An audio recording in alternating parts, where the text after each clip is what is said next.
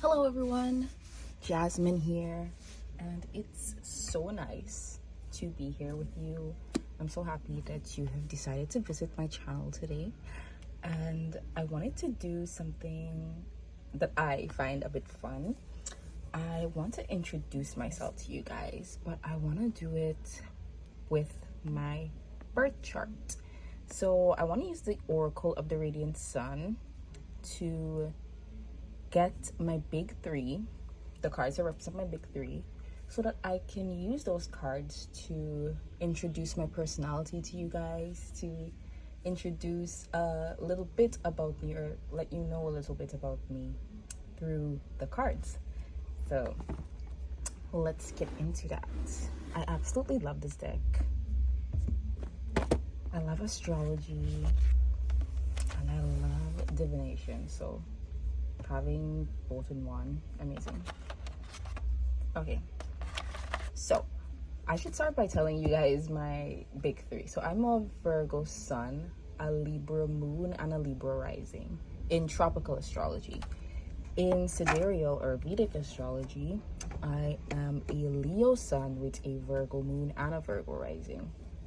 So I think what we can do is look at both tropical and sidereal, and I can tell you what really resonates for me, what doesn't resonate so much, and yeah, what you can expect from my personality based on those signs. So let me find it first. Oh wait, they don't do risings. I forgot. Okay, they don't have rising signs, so instead of sun, moon, rising, we'll do sun, moon, and Mercury.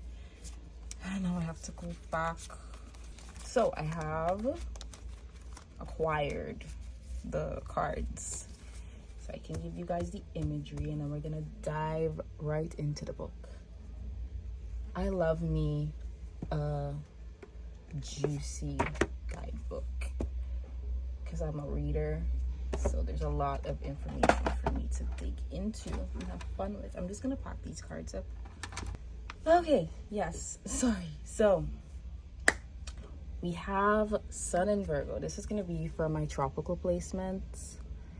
Sun in Virgo with the keyword health. I love the imagery of them catering to her because, yeah. Yeah. Then this is my moon in Libra. Companionship.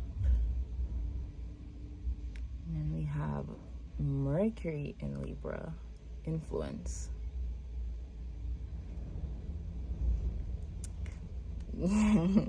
Okay, and then for the sidereal, which we're gonna get into after, we have Sun in Leo, Fortune. That is gorgeous. I love this card. So Leonine. And then we have Moon in Virgo, Order, which, yeah. And then we have Mercury in Virgo, Caution.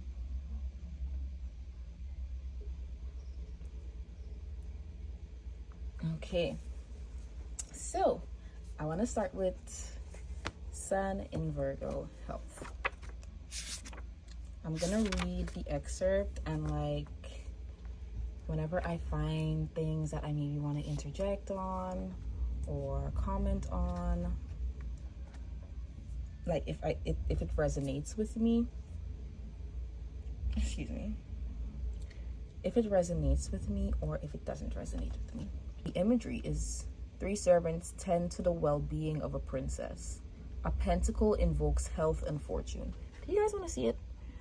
In case you just want to pause, because sometimes I just like to pause and read. The sun in the 6th sign of the zodiac indicates a person who has the ability to make order and system out of seeming chaos. Definitely. I'm really, really good at organizing. I'm such a fiend for organizing stuff. I've always been the type to not only organize myself and the things around me, but I tend to want to organize other people's stuff too. Of course, within reason, things that I'm allowed to do, that I have consent to do. But yeah, I love bringing order to chaos. I love making systems. Like, yeah. With my sidereal chart, that is so accurate. I love systemization, categorization. I love putting things in a system, in order. It really brings joy to my soul to make sense where there is nonsense.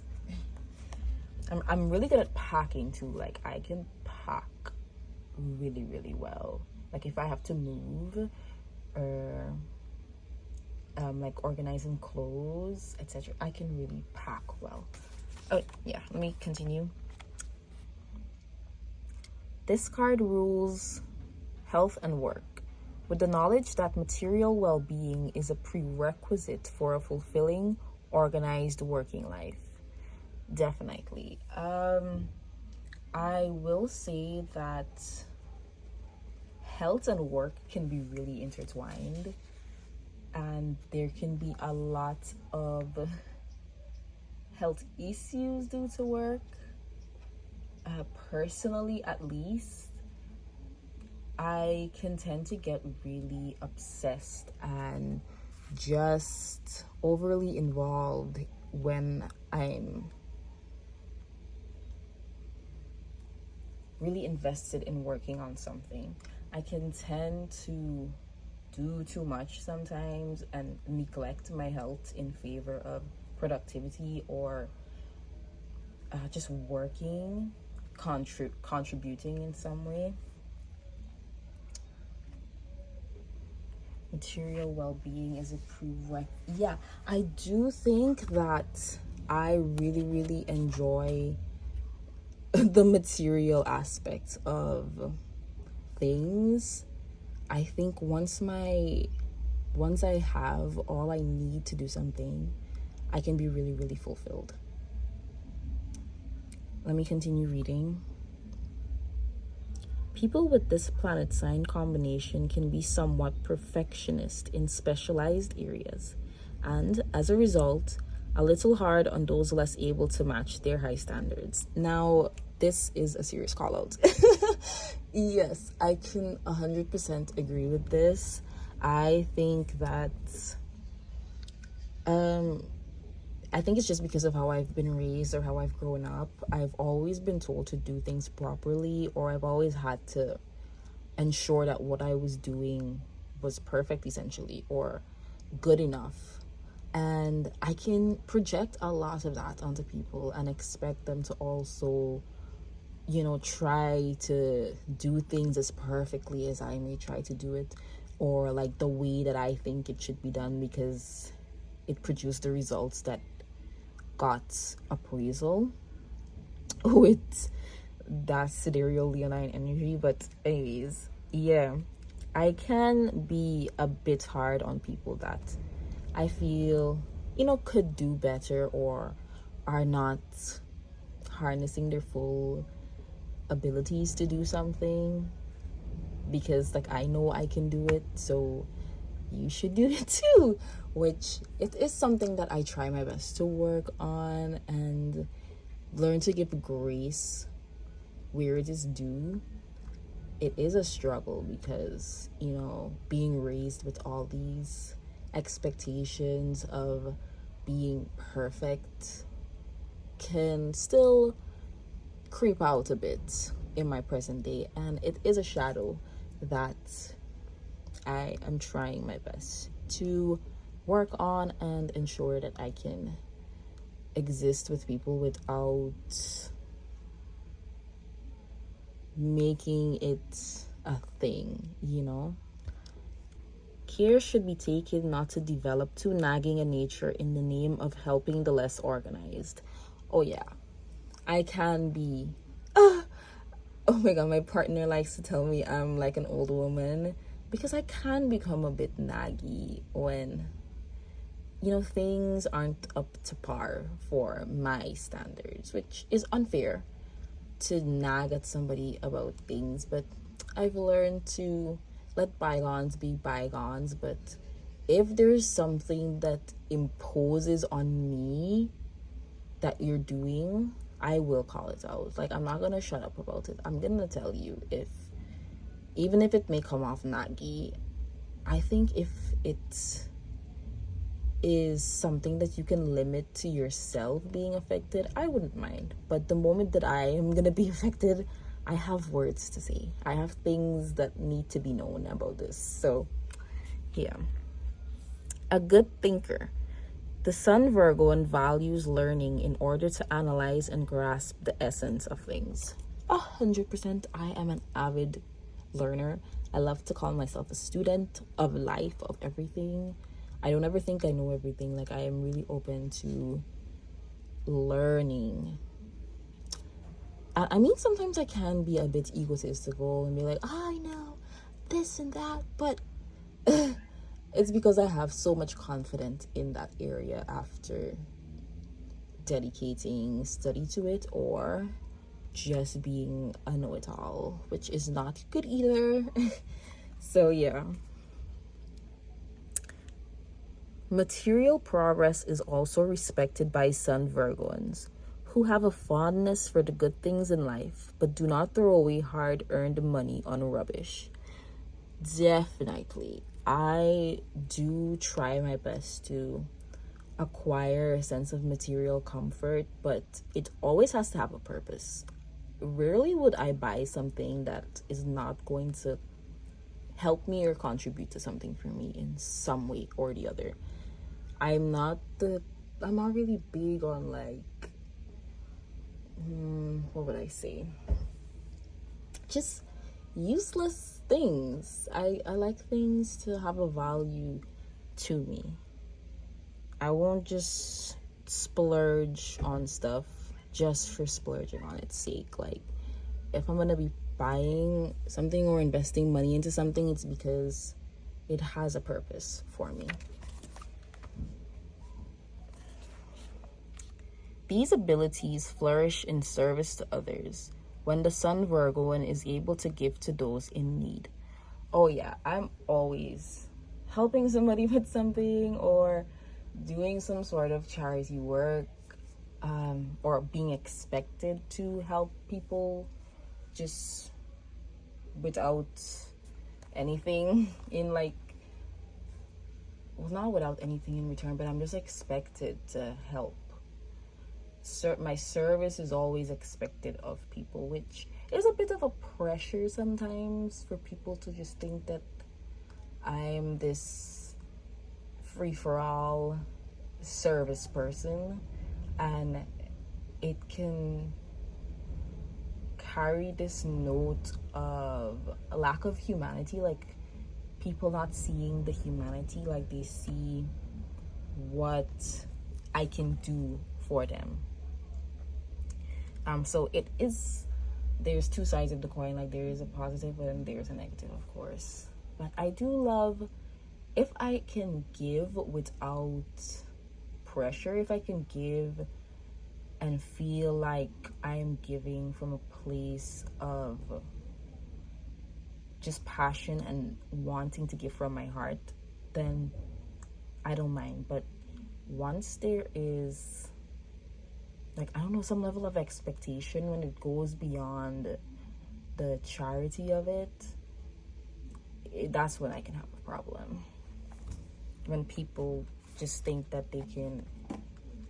that I'm just supposed to do whatever they want me to do for them at any moment that they decide I need to do something for them. Okay. Although Sun Virgo personalities have a great deal of modesty, it is also important that their value is appreciated. Yeah.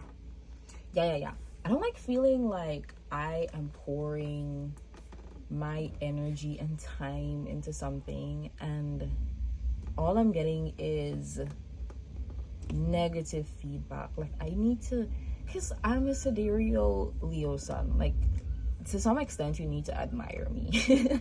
As, like, it might sound crazy to some people, but I think to some extent, like, if I'm really going out of my way, I think that should at least be appreciated first and foremost. And it's not like, oh, you need to worship me for doing this for you. No, it's just like, if somebody is gonna be doing something for you, I think it's just in good nature to be thankful and appreciative. Of course, like, it wouldn't apply if somebody is being imposing, but if you're going out of your way to seek my assistance and I'm not appreciated for it, or it's just taken for granted, no, because people can become really lax in that area and think that they can, treat you however, say whatever to you, or like you are now in this role and it's just your responsibility now, without actually taking the time to give the person their flowers. For example, like, I just got a thought, like, if somebody asks you to clean the bathroom, and instead of saying thank you, or I really appreciate that you did this, or just some amount of gratitude for the thing, compared to just saying, oh great, you cleaned it, and then, like, that's it. Or they expect you to now do that thing. Like, they'll recognize that you did it good, because Virgo, perfectionist, always needs things to be done perfectly. They're gonna recognize that you did it good, but instead of appreciating that you did it good, they're gonna be like, okay, this is your thing now, so you do that. And it's like, okay, well, now I don't want to because I need to at least feel like my efforts are appreciated, so that I want to continue doing the thing, because I like to know that it is making a positive impact in some way. And if all you have to say is great, then that's not gonna work. Okay, let me continue. I haven't even gotten through the first card and it's already 21 minutes in. That's crazy. I'm such a yapper. So Virgo quoted. Okay, let's see. Some kind of interest or occupation in diet, nutrition, or complementary health is common to the people this card describes. So yeah, I'm really interested in good health. Like, I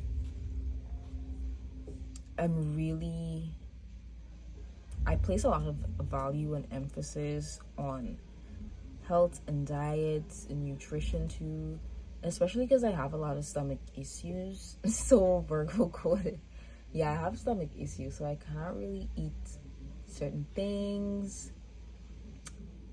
So yeah, I think it's really important. Oh, I'm also like really picky about eating food from other people.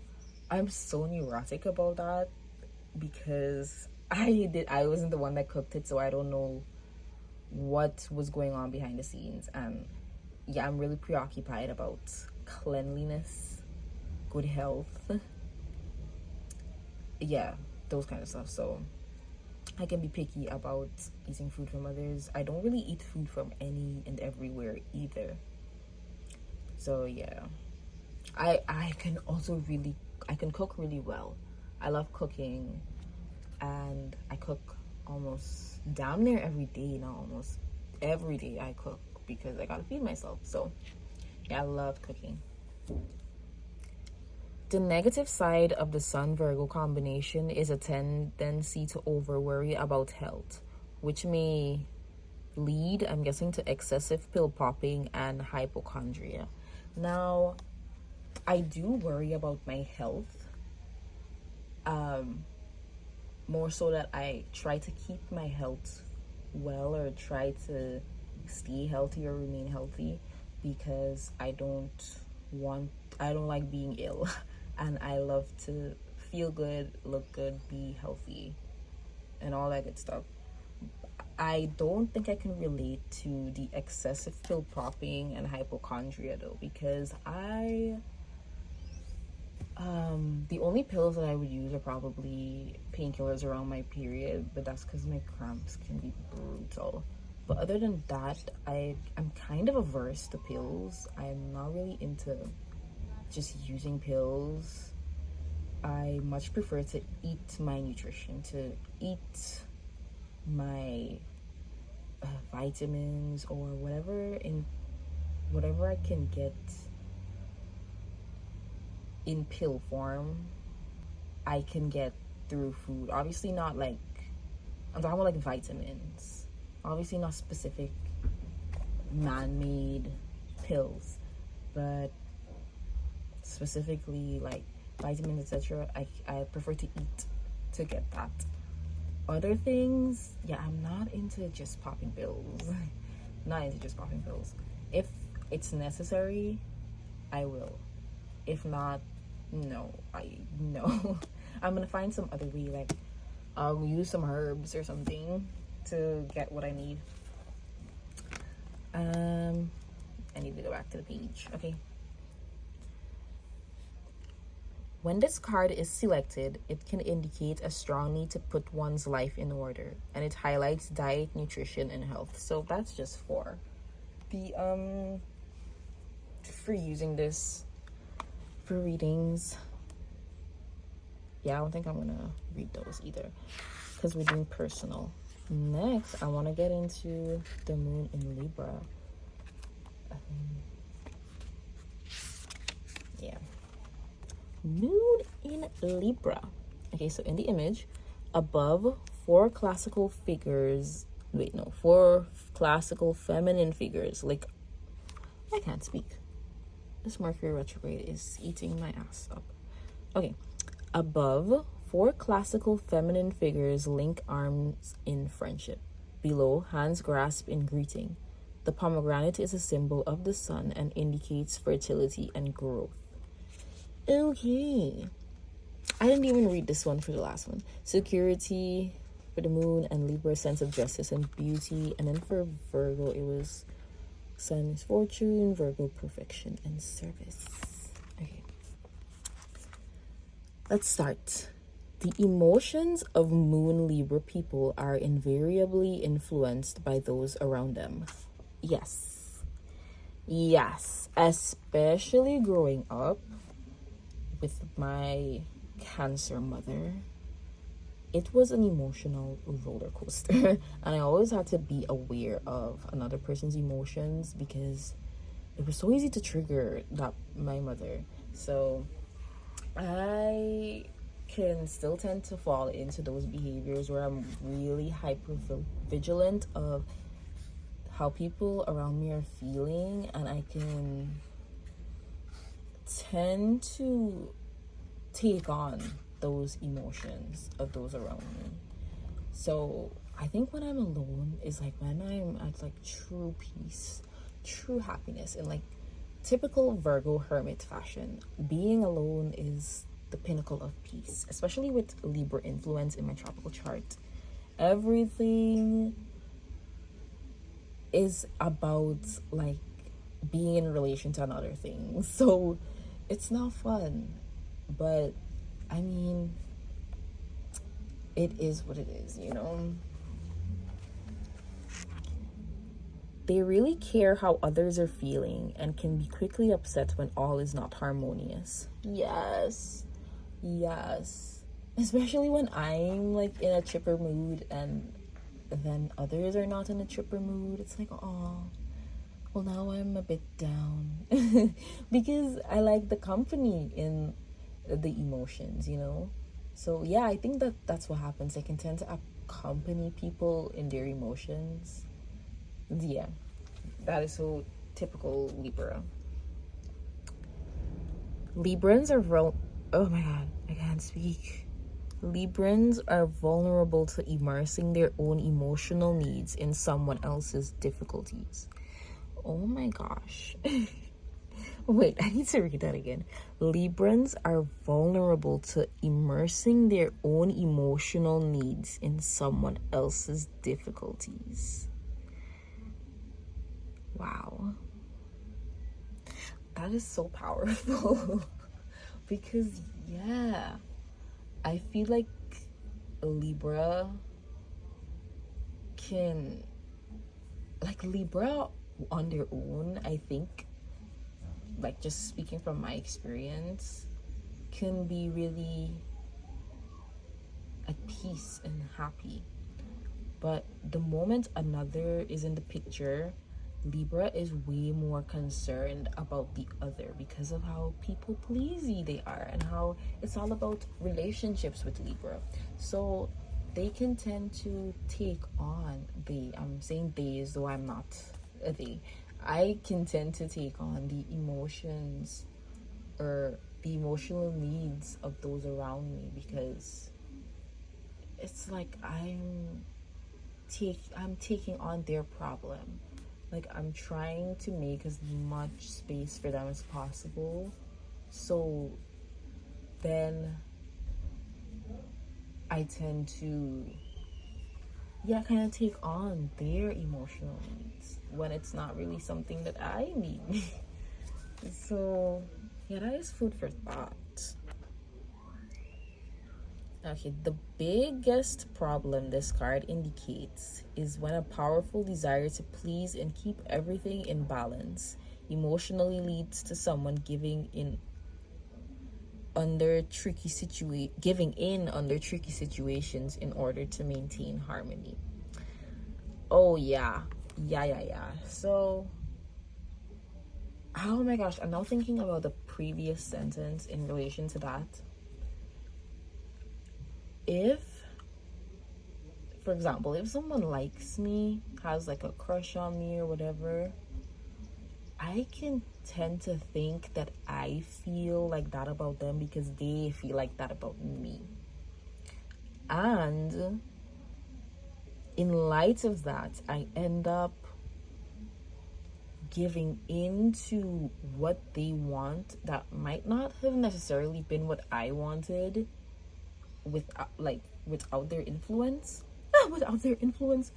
So then it becomes like a situation where I am like sacrificing myself to please this other person, or I am doing things or giving into things to please this other person. And it can manifest in so many different ways. It doesn't have to be the situation I described. That's just what came to mind due to a past memory. But it can manifest in so many different ways where the Libran energy just wants there to be so much peace and so much harmony that they are willing to do things that they wouldn't normally want to do.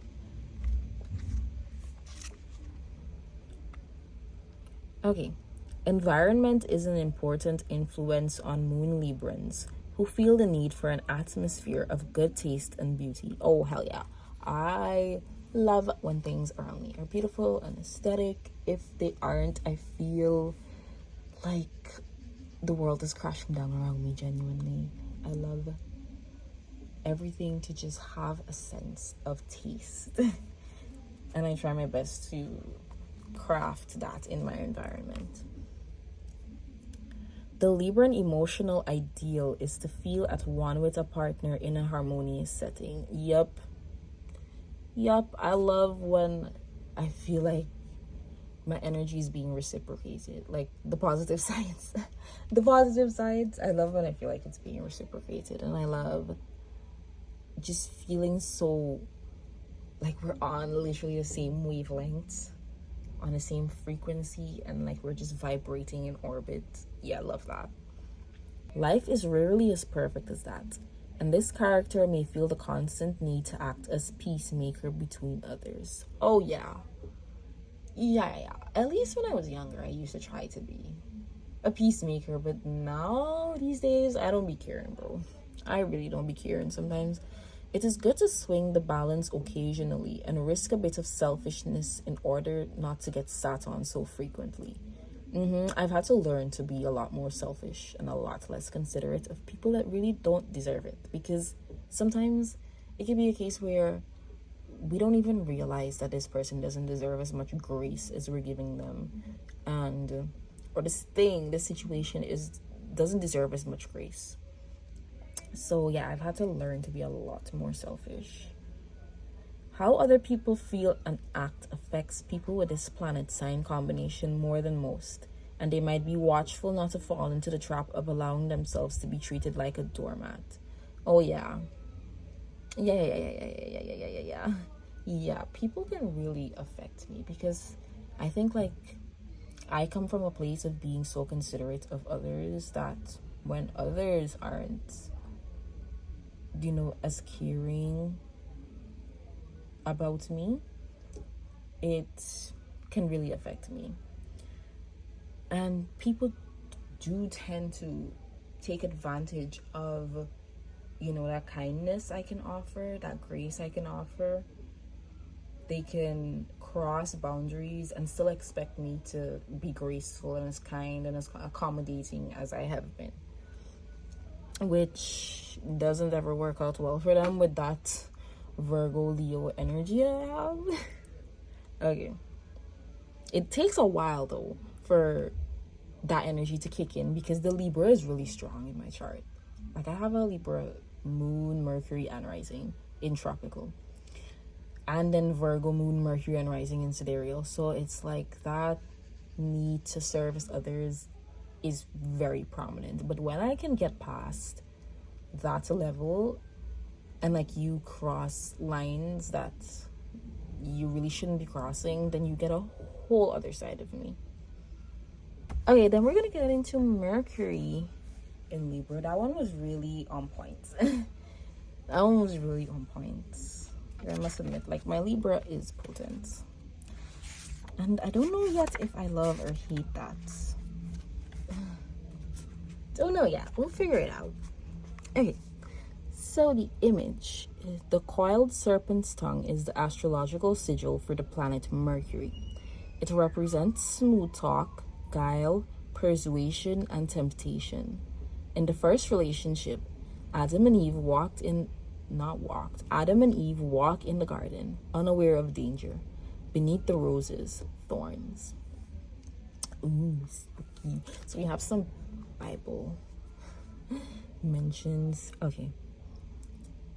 The mental expression of the Mercury Libra character is primarily influenced by a concern with human interaction and close relationships. I need some water. Hold on. Okay, yeah, as we have been saying, relationships with others are really important to, the Libra energy. And it's really impactful. Like, I think it really tends to shape the world of a Libra. Like, the things that happen in relationships or with other people really shape a Libra's world. There is a delicacy about the Mercury Libran who prefers the company of the reserved and cultured. Oh, yes. Oh my God, yes. I love when people can be mindful, demure, and mindful. Love that. I really dislike abrasiveness and just all around social indecency or just obnoxiousness. I love people that can carry themselves well with grace and charisma, but not impose on others in uncomfortable ways, because like I can be a real cheerleader for other people. I love when people are exuding their best self, their most graceful, charming self. Like I just love to see put together behavior, and I love being in the company of others who have put together behavior. Not too fond of company that is too abrasive, too loud. I mean, like in an obnoxious way. Their innate curiosity about the workings of other people's thought processes make Mercury Librans essentially sociable and friendly in outlook.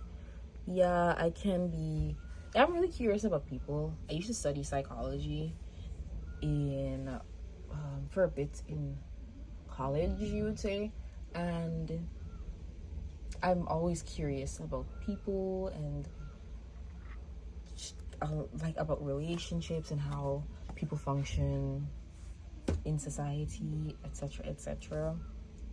So it does help me to be really friendly and sociable. I have always been like that growing up. I would always talk to new people, or it would be really easy to engage in conversation with me because I'm open, and I try my best to be as kind as I can. Even if like you are imposing on me, I still try to be as kind as I can, because I don't really like rocking the boat. So Libra, yeah, don't like rocking the boat. Where are we? Those with this planet sign combination need plenty of healthy discussion and amiable argument to exercise their natural capacity for seeing both sides of any question. This is a bit rough. This is a rough trait to have, because it can come off as argumentative to people, which is not fun when the Libra sees it as a healthy or amicable debate, but then it becomes something completely out of the way because probably incompatibility in communication. Because I am like a person that loves a good debate. Like, I love looking at both sides of a thing. I'm never really settled on, well, not settled actually. I just love to see the black and the white of a situation, and sometimes it can be argumentative to people, especially if I'm not wording it properly. But yeah, something that I should take note of to work on how I can engage in these healthy debates without it becoming something it's not. Okay, where am I? For them, ideas are best developed in brainstorming sessions with partners, where everyone's ideas are assimilated and developed together. Yeah, I love getting opposing perspectives on something. I love always getting input about something from a different source, because it really opens up your mind to new possibilities or new ways of doing things. Like, I'm always asking for my partner's opinion whenever I want to launch something. And, it's just getting both sides. It's really wanting to have a nuanced understanding. And we are social creatures, so I don't think it's like fair to rely on one's own understanding of something. I think it's always imperative to get multiple viewpoints to have a full scope of something, of a situation.